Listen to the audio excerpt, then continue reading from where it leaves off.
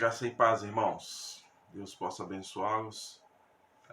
Hoje nós teremos o nosso trabalho gravado, então esse vídeo foi gravado. Nós não estamos online, então nós demos uma folga hoje para os meninos que têm estado lá na igreja, cuidando da parte de som, de imagem, desde quando iniciou a pandemia. Tanto às quartas-feiras, domingos, eles estavam ali diuturnamente dando esse apoio, e hoje a gente deu uma folga para eles também, tá bom? Então, que você esteja acompanhando esse momento de culto, de adoração e celebrando ao nosso Deus, tá bom? Nós vamos abrir a palavra do Senhor no Salmo 103, do verso 1 até o verso de número 11, que diz assim: Bendize, ó minha alma, o Senhor, e tudo que é em mim bendiga ao seu santo nome. Bendize, ó minha alma, ao Senhor, e não te esqueças de nenhum só dos seus benefícios. Ele é quem perdoa todas as tuas iniquidades, quem sara todas as tuas enfermidades, quem da cova redime a tua vida e te coroa de graça e misericórdia. Quem farta de bens a tua velhice, de sorte que a tua mocidade se renova como a da águia. O Senhor, faz justiça e julga a todos os oprimidos. Manifestou os seus caminhos a Moisés e os seus feitos aos filhos de Israel. O Senhor é misericordioso e compassivo, é longânimo e assaz benigno. Não repreende perpetuamente, nem conserva para sempre a sua ira. Não nos trata segundo os nossos pecados, e nem nos retribui consoante as nossas iniquidades. Pois quanto o céu se alteia acima da terra, assim é grande a sua misericórdia para com os que o temem. Então, que Deus possa abençoar a sua palavra quando nós temos aqui esta direção nas Escrituras, que o Senhor, Ele perdoa as nossas iniquidades, quem sara as nossas enfermidades, quem da cova redime a nossa alma. Eu vou estar tocando aqui o hino de número 32, que fala da nossa confiança em Deus, uma vez que esse Deus é fiel para com cada um de nós, conforme a sua palavra.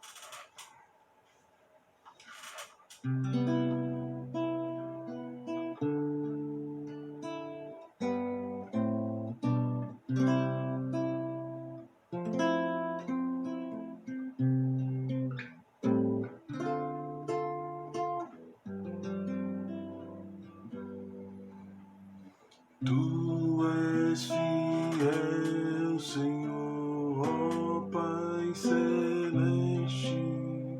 Teus filhos sabem que não falharás.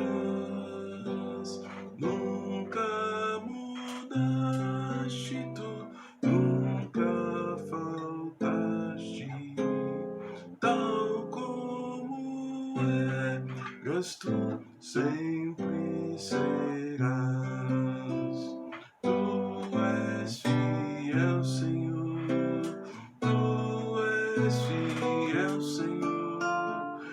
Dia após dia, com bênçãos sem fim. Tua mercê nos sustenta e nos guarda. Tu és fiel, Senhor, fiel assim. Flores e frutos, montanhas e mares, sol, lua, estrela brilhando no céu. Tudo criaste na terra e nos ares, para louvar-te, Senhor, que és fiel. Tu és fiel, Senhor. Tu és fiel, Senhor. Dia após dia, com bênçãos sem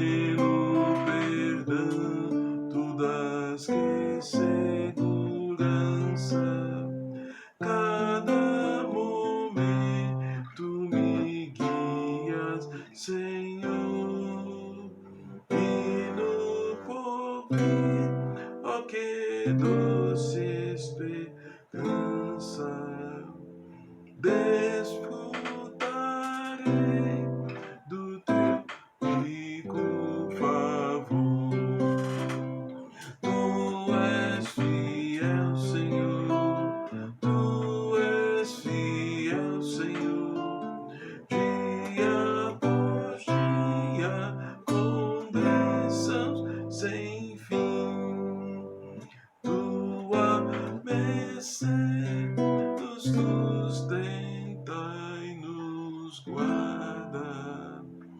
Tu és fiel, Senhor, fiel a mim.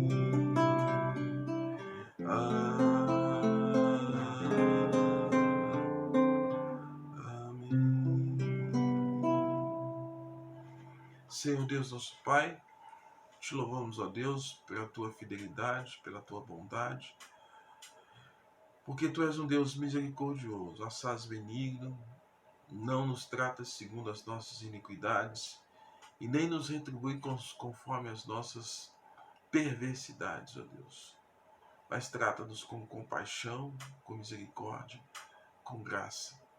E nós te louvamos porque, mediante esse poder manifesto sobre nós, nós podemos ser salvos e sermos reaproximados do Senhor todos os dias, mediante a confissão dos nossos pecados e arrependimento, ó Deus, de coisas que fazemos e que não agradam ao Senhor. Abençoa-nos, ó Pai, portanto, nesta hora, nesse estudo, para que enriqueça a nossa vida e nos traga entendimento das verdades tão preciosas para o nosso coração e para o aperfeiçoamento das nossas vidas, em nome de Jesus. Amém. Amém. Eu vou estar lendo Romanos, capítulo de número 6, do verso 1 ao verso 14. Você que tem a sua Bíblia pode acompanhar aí na leitura do livro de Romanos, capítulo 6. O tema do nosso estudo hoje é pecados escravizadores. Nós vamos estar falando sobre isso, doutrina do pecado, né? Pecados escravizadores. Vamos ver o que a Bíblia nos ensina. Então diz assim a palavra do nosso Deus. Vou ler aqui. Que diremos, pois? Permaneceremos no pecado para que a graça seja mais abundante? A resposta é de modo nenhum. Como viveremos ainda no pecado, nós que para o pecado morremos? Ou, porventura, ignorais que todos nós que fomos batizados em Cristo Jesus, fomos batizados na sua morte? Fomos, pois, sepultados com ele na morte pelo batismo, para que com ele, Cristo, Cristo foi ressuscitado dentre os mortos pela glória do Pai, assim também andemos nós em novidade de vida. Porque se fomos unidos com ele na semelhança da sua morte, certamente o seremos também semelhante na sua ressurreição. Sabendo isto, que foi crucificado com ele o nosso velho homem, para que o corpo do pecado seja destruído, e não sirvamos o pecado como escravos, porquanto quem morreu está justificado do pecado. Ora, se já morremos com Cristo, cremos que também com ele viveremos, sabedores de que, havendo Cristo ressuscitado dentre os mortos, já não morre, a morte já não tem domínio sobre ele. Pois quanto a ter morrido de uma vez por todos, morreu para o pecado, mas quanto a viver, vive para Deus. Assim também vós consideráveis mortos para o pecado, mas vivos para Deus em Cristo Jesus.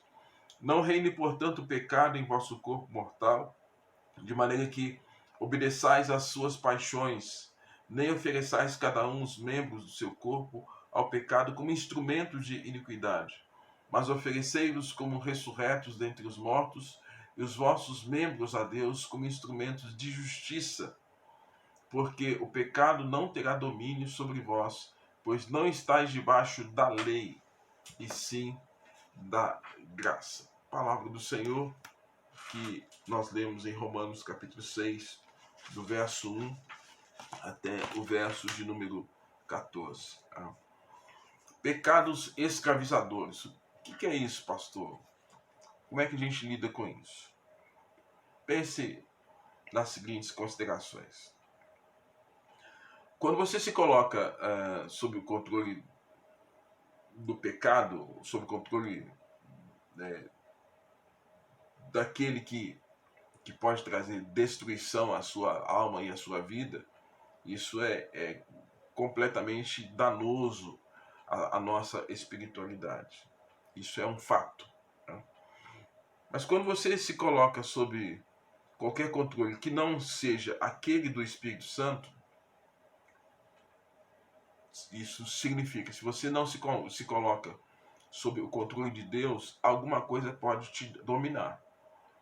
Drogas, álcool, sexo, outras pessoas, um grupo de companheiros perniciosos, uma seita religiosa, um hábito egocêntrico, fofoca, a preguiça, o desejo egoísta de poder, alguma coisa pode dominar a sua vida. O apetite descontrolado ou a preocupação excessiva com dinheiro. Se você não se coloca debaixo da direção do Espírito Santo, isso tudo pode controlar você. Né? E voluntariamente ou sem perceber, você se torna escravo do pecado.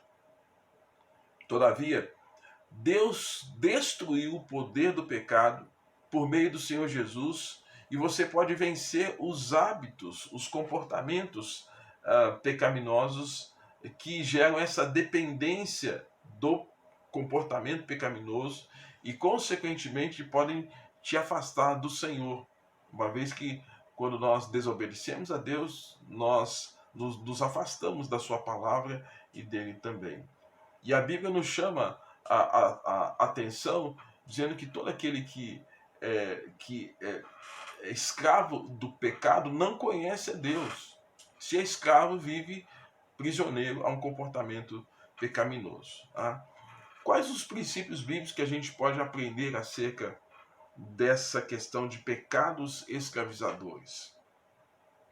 Pela prática repetida de determinados pecados, muitas pessoas se colocam sob o controle desse, ou seja, se colocam sob o controle do pecado.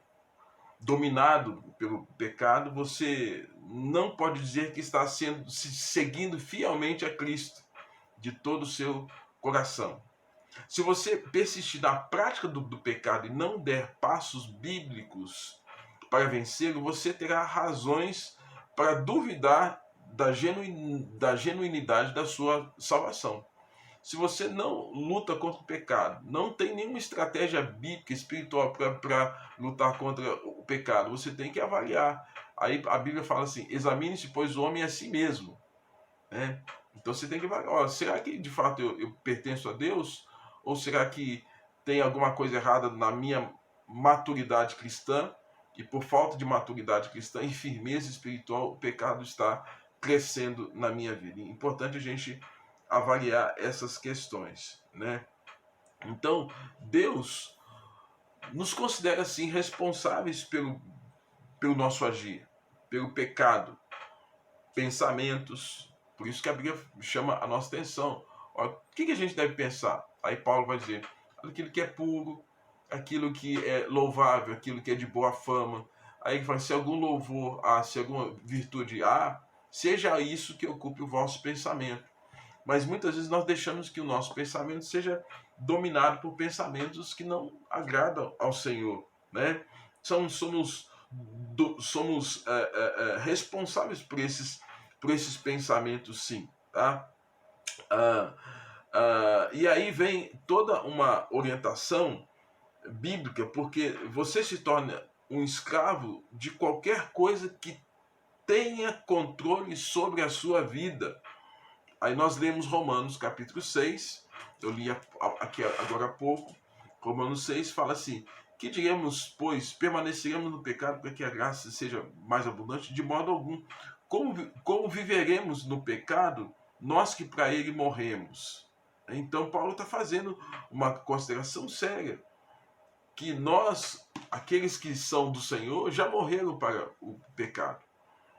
Mas é bem possível que algumas pessoas que, a despeito de já terem passado por uma experiência profunda com o Senhor, de fé, de conversão, de regeneração, ainda não tem aquela firmeza, aquela maturidade cristã para lutar contra determinados comportamentos pecaminosos que aí se tornam sim pecados escravizadores, que oprimem, que enfraquecem, mantém aquela vida espiritual medíocre, mantém aquela vida espiritual sem profundidade. Isso sim é complicado, isso é pernicioso à vida cristã, à sua fé, à sua comunhão com Deus, né?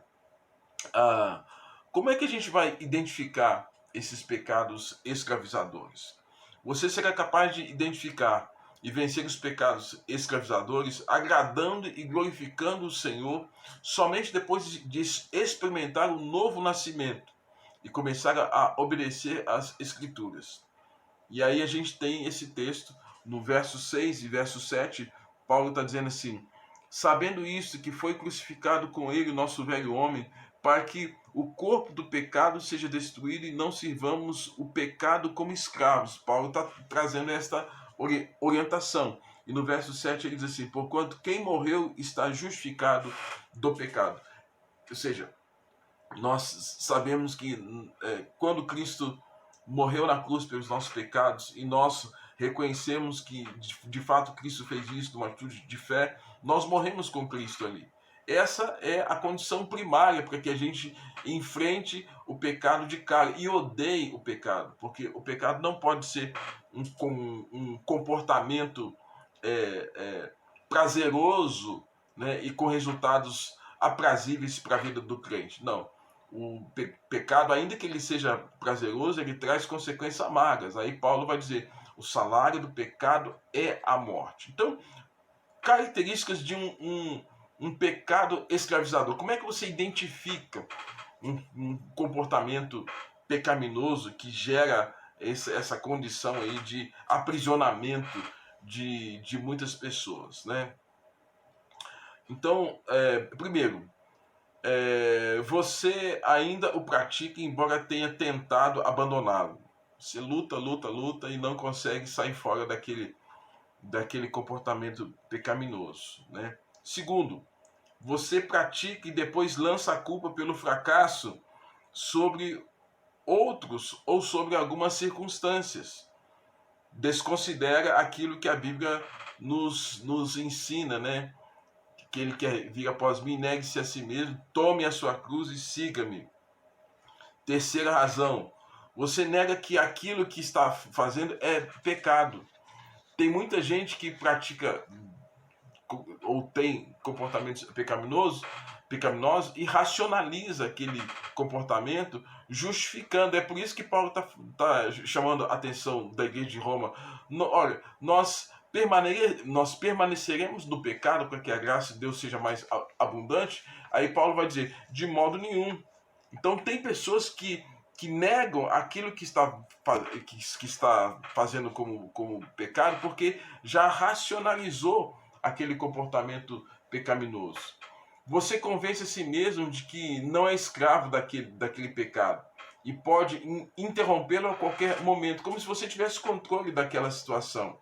Embora você prossiga no pecado, desconsidera João capítulo 8, verso de número 34. Eu vou abrir aqui João 8, 34, que diz assim a palavra do Senhor. João 8, 34. 32 é aquele texto clássico que nós conhecemos, né? E conhecereis a verdade e a verdade vos libertará. 33.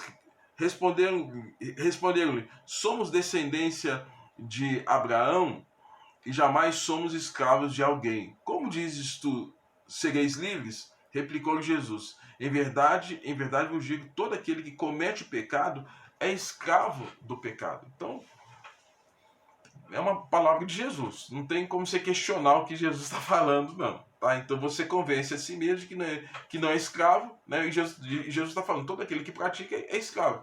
Tá?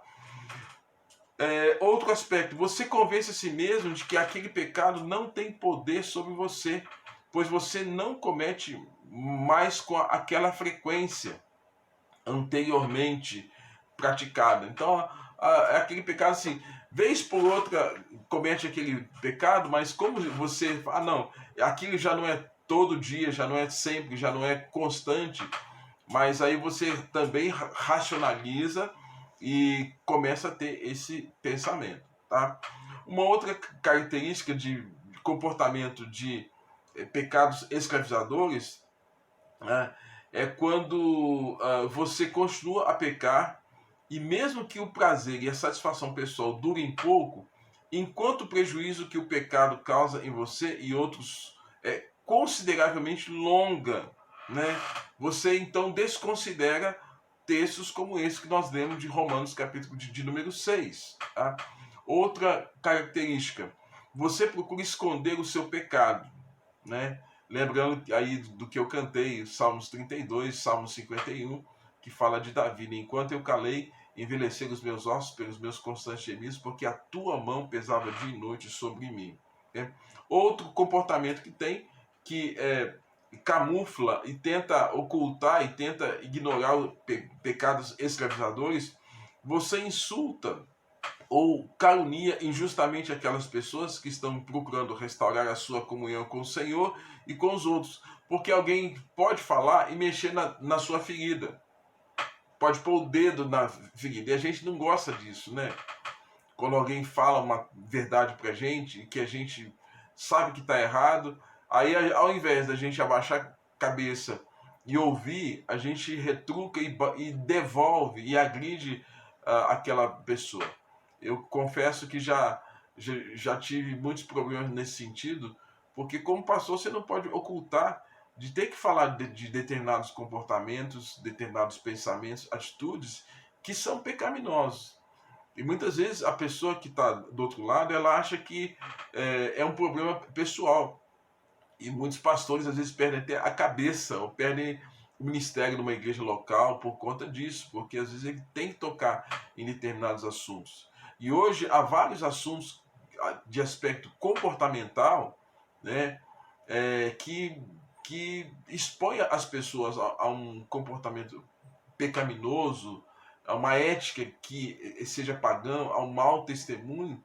E quando você vai tratar aquilo, o indivíduo, ao invés de ouvir e pensar em mudanças pessoais, mudanças espirituais, mudanças comportamentais, ele agride aquele que está, de alguma forma, trazendo uma palavra que está mexendo naquela ferida e que Deus está usando aquele momento de misericórdia para tratar daquele problema, né? Então, às vezes pode acontecer isso também, né? Outra forma que às vezes as pessoas podem estar usando para poder ocultar determinados comportamentos, né? Você prossegue em seu pecado, embora saiba que ele não edifica a sua vida, ele não vai trazer bênção para a sua vida espiritual. E aí, lembrando lá que Paulo fala em Romanos, capítulo de número 15, verso 2, eu vou abrir aqui e ler esse texto aqui com você, Romanos 15, 2, quando ele fala assim, deixa eu abrir aqui.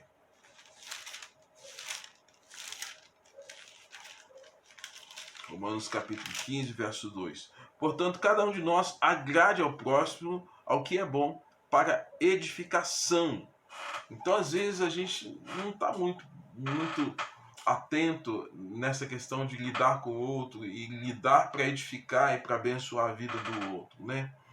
Outro aspecto, você continua a praticar aquele comportamento pecaminoso, embora saiba o que a palavra de Deus diz, para que você pare com esse comportamento pecaminoso, pois a provisão de Deus é suficiente para libertá-lo da escravidão, mas você ignora isso, as pessoas ignoram isso, né?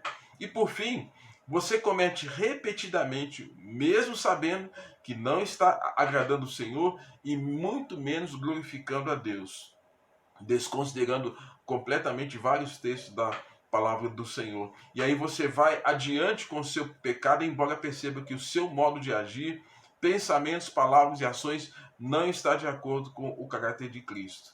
Isso traz um grande prejuízo. Então, essas são algumas formas de nós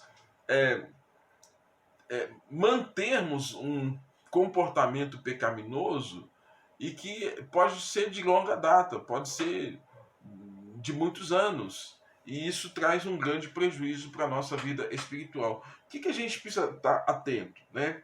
Nós lemos lá que Jesus falou que todo aquele que comete pecado é escravo do pecado. Então, nós temos que entender que o Senhor nos chamou à liberdade, e a liberdade em Cristo. E estarmos livres dessa condição do pecado é pura graça, é mediante o poder do sangue de Jesus e o nome dele que nós podemos dizer não ao pecado, e bem como a ação do Espírito Santo sobre a nossa vida. A gente pode dizer não para o pecado. Por isso que a Epístola de João vai dizer que todo aquele que é nascido de Deus não vive na prática do pecado. Eu sempre, quando falo desse assunto, eu tenho que pensar no pecado como um tropeço, um acidente, e não como algo premeditado, planejado, arquitetado, como se eu soubesse que Deus é bom, porque Deus é bom e eu vou manter aquele comportamento pecaminoso porque Deus é bom. Não, de modo algum. Tá? É o que Paulo está querendo trazer para nós aqui. Agora, pecados escravizadores, eles têm os seus efeitos. Né? Efeitos. Para determinar os efeitos de um pecado escravizador, você precisa examinar como ele se manifesta em todas as áreas da sua vida. Se você praticar um pecado escravizador, ele acabará afetando todos os seus relacionamentos e as suas responsabilidades. Né? Para encobrir o pecado básico, é possível que você desenvolva e pratique outros pecados escravizadores. Você se lembra lá que Davi, quando pecou com Batseba, para encobrir o adultério, ele de alguma forma planejou para que Urias fosse para frente da batalha, para que Urias fosse morto, e com isso, quando nascesse a criança, as pessoas pensassem que a criança fosse filha de Urias, né? Porque Urias recusou deitar-se com a sua própria esposa, visto que ele disse: olha, enquanto os meus soldados estão na guerra, não é justo que eu esteja aqui em casa. Não é justo que eu esteja nesse ambiente domiciliar quando os meus soldados estão em batalha. E Urias, de fato, é morto, né? Mas Davi tentou encobrir o comportamento pecaminoso dele, né? Lembra lá que a Bíblia fala que um abismo chama um outro abismo. Foi isso aqui que ele fez. Então, pecado ele tem os seus efeitos, né? Pecado escravizador, ele tem os seus efeitos. O que eu tenho que fazer para vencer esses pecados, né? Lá na Epístola de Coríntios, capítulo de número 2 Coríntios, capítulo 10, 2 Coríntios 10, eu vou ler aqui 2 Coríntios 10, verso 4 e 5. Paulo fala assim, olha, a partir do verso 3, tá? Ele fala assim: porque embora andando na carne, não militamos segundo a carne. Porque as armas da nossa milícia não são carnais, e sim poderosas em Deus para destruir fortalezas e anular sofismas, e toda altivez que se levante contra o conhecimento de Deus, levando cativo o cativeiro, levando cativo todo pensamento à obediência a Cristo. Então Paulo está dizendo o seguinte, presta atenção naquilo que eu vou falar. Ele fala assim, que as armas que nós temos para lutar contra o pecado, elas não são carnais. Não é uma faca, não é um revólver, não é um canhão, mas são armas espirituais. A gente pega Efésios, a gente vai entender que essas armas espirituais, oração, capacete da salvação, a espada do Espírito, escudo da fé, preparação do evangelho, o cinto, o cinturão da justiça, aquele equipamento, aquele kit sobrevivência espiritual que a Bíblia fala para nós em Efésios capítulo 6. Então nós sabemos disso. Sem aquele equipamento, você não tem como lutar contra o pecado. Porque o pecado, a gente não enfrenta o pecado com sentimento. A gente enfrenta o pecado com armas espirituais e, sobretudo, com a nossa fé diante de Deus, né? Com a palavra, que é a espada, instrumento de ataque. O escudo é para defesa, mas a espada é para ataque, para atacar, como Jesus atacou Satanás quando foi tentado ali no deserto em Mateus capítulo 4 e Lucas 4. Então nós precisamos de armas espirituais. E a Bíblia está falando o seguinte, que essas armas não são carnais, mas são poderosas em Deus para destruir fortaleza. Fortaleza sempre vem à minha mente aqueles castelos ali da região da Escócia, da Irlanda, né? Onde você tem aqueles castelos enormes, quase que impenetráveis, às vezes são circundados por lagos com animais ferozes, grandes pontes elevadiças, e que para adentrar aquele castelo é muito difícil. Então a Bíblia fala assim, que as armas que nós temos são poderosas para destruir o fortaleza. Sabe por quê? Porque tem pecado que fica tão bem escondido, tão bem ali camuflado, que é quase que, aos olhos humanos, difíceis de serem identificados e destruídos, né? É por isso que ele fala, as armas são espirituais, é o poder do evangelho que vai fazer com que você fique liberto desse comportamento pecaminoso.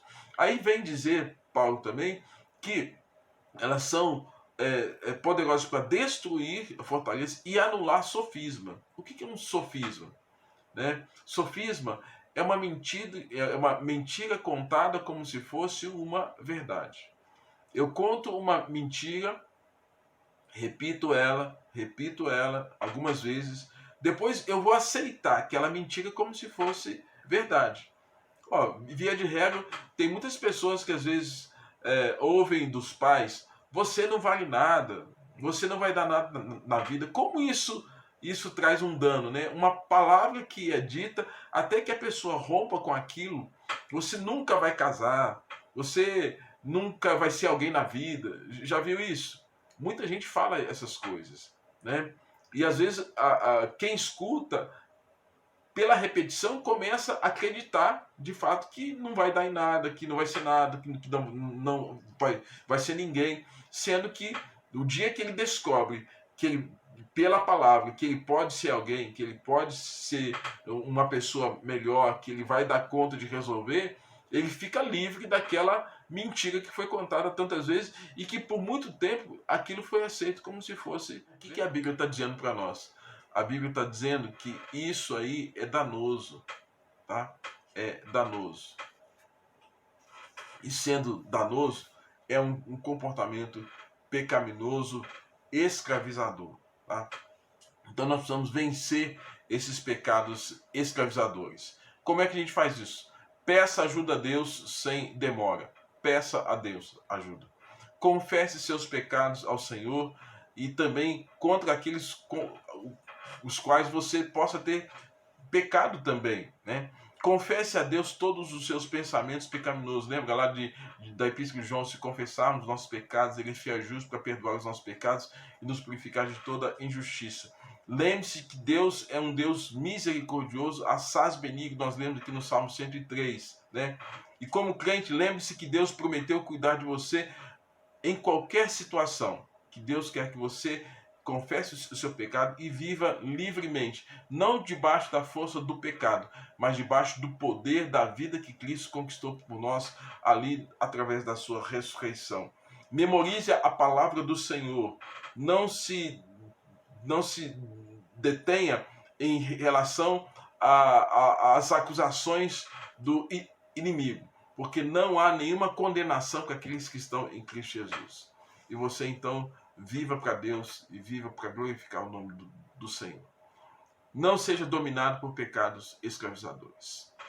Vou orar aqui e a gente encerra esse momento.